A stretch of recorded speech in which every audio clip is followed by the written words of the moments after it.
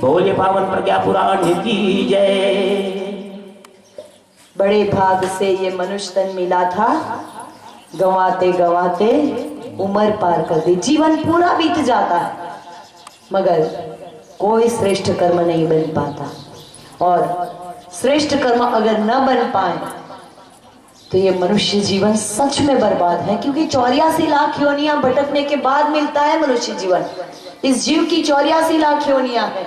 सोचिए आप हम सभी कभी कुत्ता गधा घोड़ा भी बने होंगे, कभी सांप बिच्छू और अजगर भी बने होंगे, कभी नाली में रेंगने वाले कीड़े और मक्खी मच्छर भी बने होंगे। और ये सारा चक्र निपटाने के बाद जब ये मनुष्य जन्म मिला है तो कितना अनमोल है कि नहीं। अगर इस जन्म का श्रेष्ठ उपयोग नहीं कर पाए तो पुनः एक बार फिर से उसी चक्र में जाना पड़ेगा। क्या मनुष्य जन्म पाने के बाद, इस समझ को पाने के बाद फिर से कुत्ता बिल्ली और सांप बिच्छू बनना अच्छा लगेगा?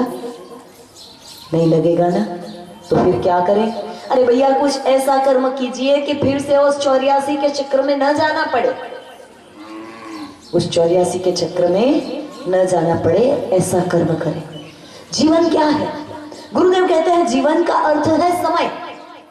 जीवन का अर्थ है समय। जन्म से लेके मृत्यु तक का जो समय हमें मिला है वही है ना जीवन।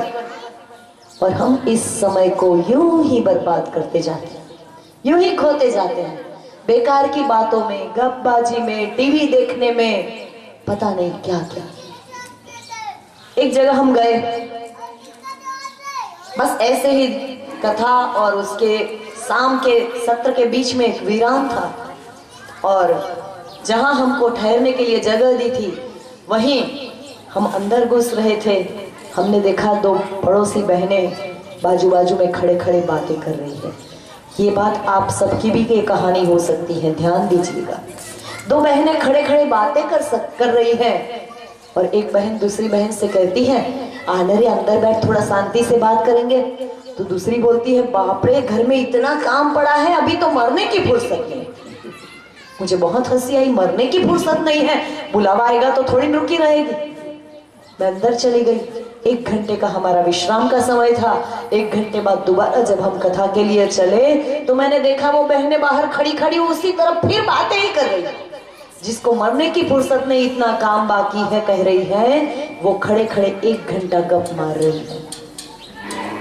हम लोग भी ऐसी गलती करते हैं ना, यूं ही गंवाते हैं समय। और ये समय हाथ से निकल गया तो फिर पछताने के अलावा कुछ नहीं रहेगा, क्योंकि जीवन पल पल पल पल बीतते जा रहा है। और कहते हैं लाखों रुपए की कमाई खर्च करके भी जीवन का एक पल भी हम वापस नहीं पा सकते।